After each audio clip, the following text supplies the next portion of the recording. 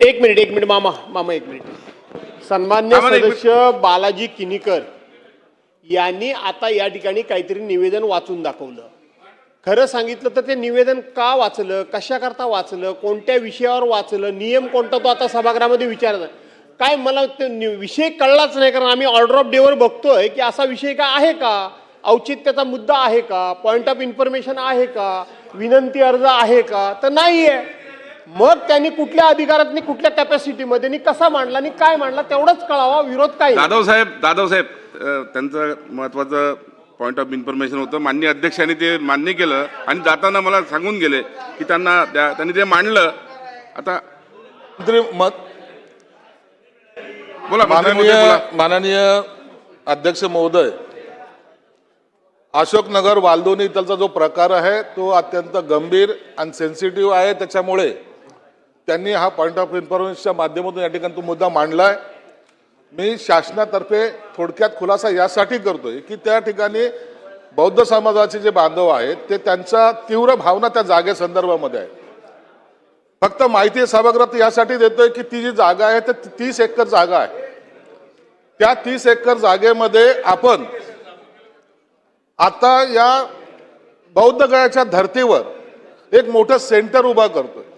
काही लोकांनी जो काही गैरसमज तयार केलेला आहे की ती जागा सरकार घेते आणि तिथे दुसरं काहीतरी निर्माण करते किंवा व्यापारी संकुलन होईल किंवा आणखीन काही होईल, तशा प्रकारचा कोणताही सरकारचा मानस नाहीये आणि ते करणारही नाही।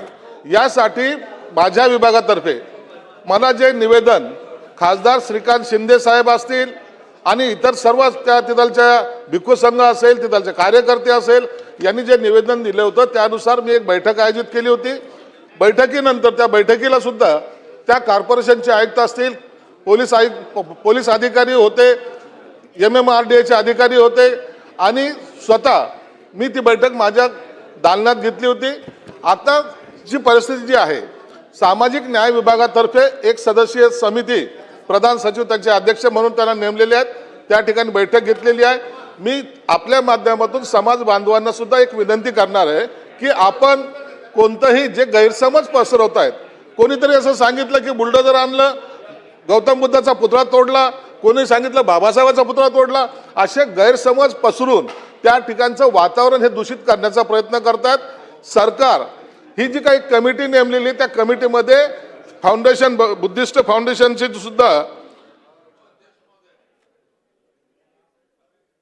त्या फाउंडेशनचे सुद्धा माणसांना आम्ही त्यात इन्व्हॉल्व केलेलं आहे आणि त्याच्यावर एक सुंदर असं बौद्ध गया धर्तीवरचं वास्तू त्या ठिकाणी उभी राहणार आहे। कोणतंही गैरकाम तिथं केलं जाणार नाहीये आणि त्या ठिकाणचे TDR असतील की त्या ठिकाणचे अनेक काही जे मागण्या होत्या त्या संदर्भामध्ये सुद्धा आम्ही एक समिती नेमलेली आहे। ती समिती 2 आठवड्यामध्ये त्यांचा अहवाल देईल।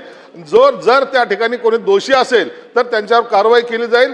आपल्या माध्यमातून पुन्हा एकदा समाज बांधवांना सुद्धा विनंती करतोय की आपण कोणताही गैरसमज त्या ठिकाणी कोणी पसरवत असेल तर त्याच्यावर विश्वास ठेवू नका। सरकार त्या 30 एकर जागेला फक्त आणि फक्त समाजाच्या हितासाठी जे